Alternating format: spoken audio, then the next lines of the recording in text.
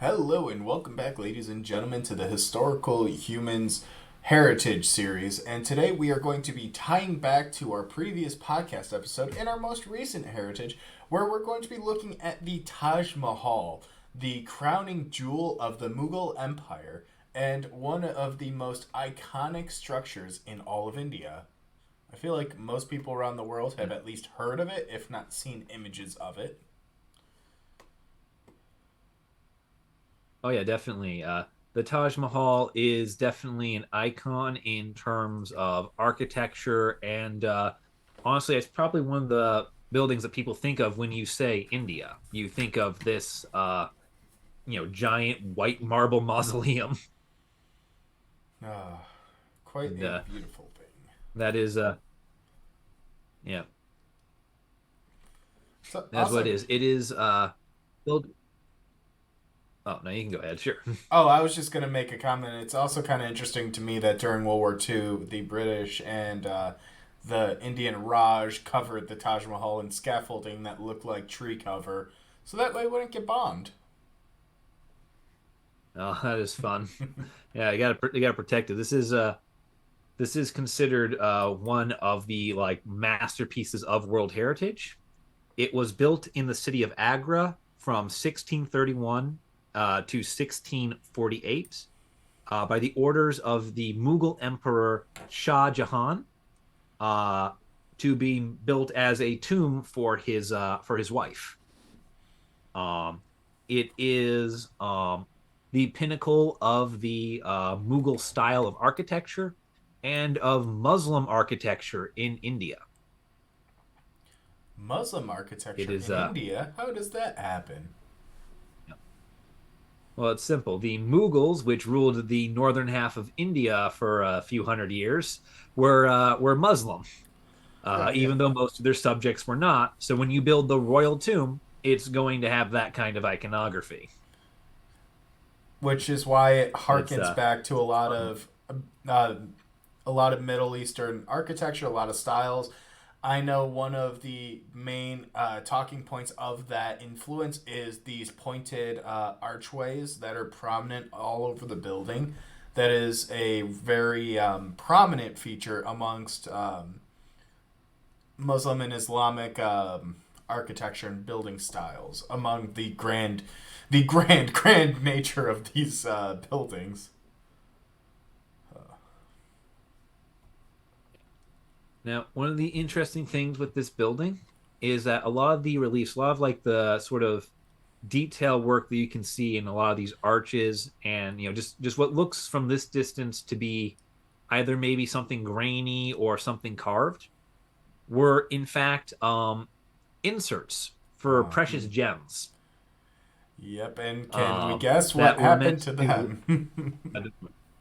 yeah, that are meant to adorn us. But like one of the things with this is that this one of the key things with this image, just the front image alone, is that this monument isn't just big; it was intricate.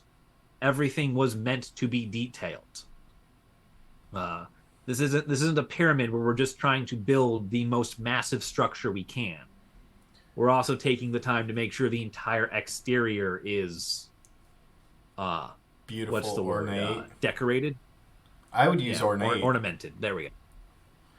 Yeah. It's incredible, and like you said, the building was carved and designed to have these precious gem inserts until the British came. Bum, bum, bum, bum, bum. Yeah. Because the British Which saw fun a fact, the diamond crusted. yeah.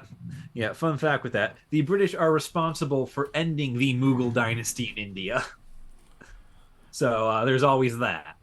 Oh, Now, do we make the Yeah. comment about how the royal jewels, including the crown diamond for the royalty of England, was sourced from this region? You can. I'm mostly here to talk about the Taj Mahal itself, but we can definitely do that. Sorry, if there's ever a point for British slander, I'm all for it. Yeah. Yeah. can't blame you. But this is honestly a really beautiful, ornate building. I mean, the symmetry, the design, every little detail is truly a masterpiece. Like, and then you see these up close images of the Taj Mahal with these domed arches, and you see that each one is an individually carved block of what I presume to be marble. And the Yeah. fact that it Oh, it is stands it on the is white banks. marble. Oh, jeez. Yeah. Yeah, it is white marble that is meant to be surrounded by buildings with a veneer of red sandstone to further highlight the contrast of the white building alongside the blue of the sky and the green of like grass and trees. Not to mention it's on the banks of the It's river meant as to be, well. yeah, yeah, it's reflection in the water to further emphasize the beauty of it. Like the idea is that you've got red, blue, and green surrounding this perfect, ivory colored monument. Which there's a lot to be said about the iconography of a pearlescent white building, and then seeing even the ornamentation on the red sandstone buildings is unreal.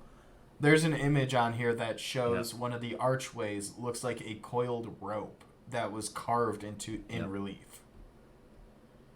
That's yeah. fascinating. Uh, yeah. And speaking of the white of this building, in order to maintain that particular color of white, as part of the Taj Mahal's integrity protections, there is a 10,000 kilometer um, buffer zone. That's the word, buffer zone around the Taj Mahal, in which no fossil fuels can be burned for the sake of preventing pollution from affecting the color of the monument.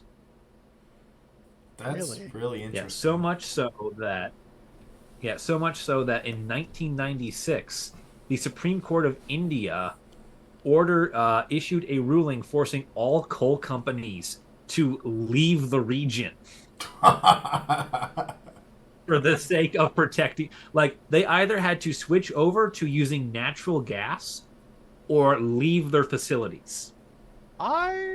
I'm okay with this. And And it's I'm just not like, surprised that a lot of them chose to just leave either. yeah.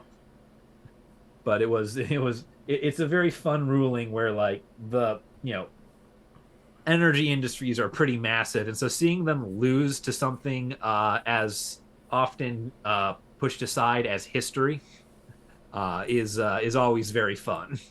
And I Well, love that about this monument. I think it goes to show just the monumental nature of this monument, and I know that sounds kind of double edged and almost a little ironic, but with something this scale and this ornate and this beautiful, it truly is important to preserve it. And I guarantee that this region here specifically sees so much of an influx of tourism and generates so much additional revenue for the region that it offsets any sort of negative economic bias that closing the coal plants would have. Like, I feel like the Yeah, cost benefit of that is incredible, and it's something that I feel like even in the US, a lot of times, even our monuments, which are a little different, we still, their protections, even though they're codified, can change. I mean, just 2 years ago, we had two national monuments that were reduced in size by about 80%. Granted, they were natural Yeah, monuments, that's but you're not going to see that level of protection around anything in the U.S. anytime soon. no, yeah, I'm just I just love that like they literally ordered the power plants to shut down to sit, to protect this monument. Like, no, you're 10,000 kilometers away. Get out. Although that I think is probably wrong because 10,000 kilometers is a massive distance. It Yeah, maybe it's 10,000 it's a square kilometers. yeah, it's 10,000 square kilometers around the Taj Mahal. Okay, Wow. that's a little more That no, reasonable. that is me skipping a word there when I said that. Sorry, folks. Yeah, no, in my mind I'm thinking, okay, but most of Yeah, Europe is only a few thousand kilometers, and India's not. yeah, no. India's a big country, Yeah, but no. it's not. India went into Mongolia instead of coal burning Yeah, briefly. they They forced invaded all their of China to close their coal plants. now all of China wants you to disclose your coal plants. Welcome to alternate world history. Jeez. Yeah.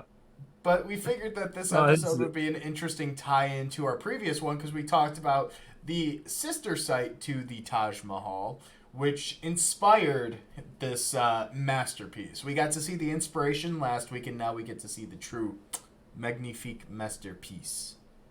yeah. Yeah, for those of you who are wondering and want to look it up, that would be Humayun's tomb over in Delhi. Those of you who are curious. It will be in the same playlist as this video, which is our historical humans heritage. And I misspoke, it wasn't last week, it was 2 weeks ago.